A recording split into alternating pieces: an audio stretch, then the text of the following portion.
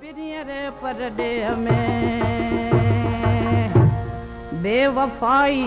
कई बलोचन न्यू कुनल व्यापार के बेवफाई कई बलोचन न्यू कुनल व्यापार के हलत दिल गोले ॾिसूं हलत दिल गोले ॾिसूं ते काफ में कोई हार के बेवफाई कई बलोचन न्यू कुनल व्यापार के ओ बेवफाई कई बलोचन न्यू कुनल व्यापार के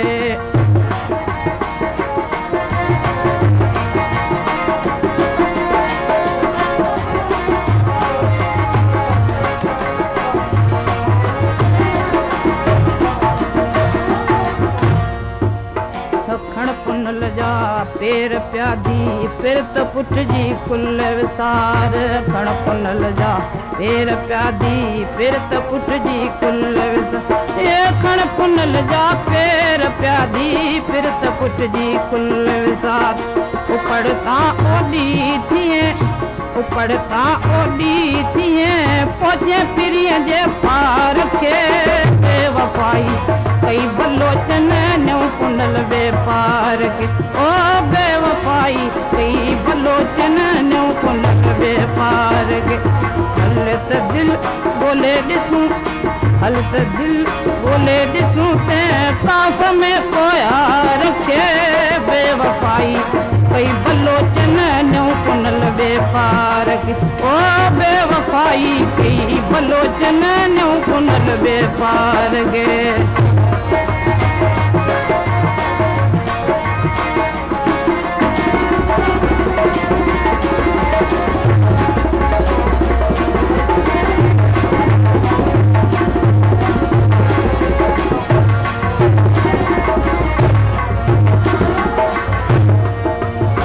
वक्त वाजिब छो विञाई वञ विली वाका कंदी वक्त वाजिब छो विञाई वञ विली वाका ओ वक्त वाजिब छो विञाई वञ विली वाका कंदी हब लंघे हाड़े अंदर हब लंघे हाड़े अंदर हो पहण जो तार खे बेवफाई कई बलोचन न्यू कुनल व्यापार ओ बेवफाई कई बलोचन न्यू कुनल व्यापार के हलत दिल गोले ॾिसूं हलत दिल गोले ॾिसूं ते काफ में कोई हार के बेवफाई कई बलोचन न्यू कुनल व्यापार के ओ बेवफाई कई बलोचन न्यू कुनल व्यापार के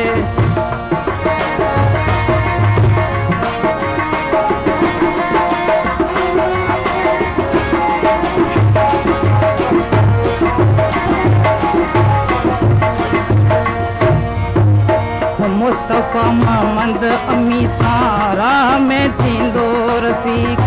मुस्तफ़ा मोहम्मद अमी सारा में थींदो